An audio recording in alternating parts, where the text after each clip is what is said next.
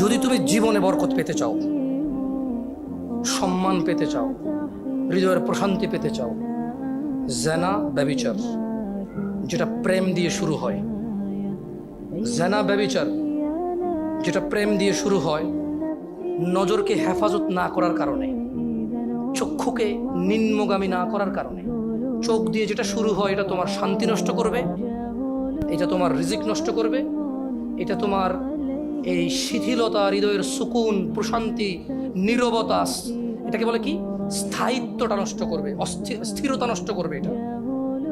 ছোট ভাই, তোমার প্রতি আমার নসিহত, তুমি কে নীল পড়ছে, লাল পড়ছে, কে ছোট পড়ছে, কে বড় পড়ছে, তুমি এগুলা মেজারমেন্ট করার দরকার নাই। তুমি নিচে নজর রাখো, হাঁটো, তোমার এটা জানারও দরকার নাই আজকে তোমার সামনে দিয়ে কয়টা মেয়ে কি পড়ে গেছে তুমি দেখোই নাই।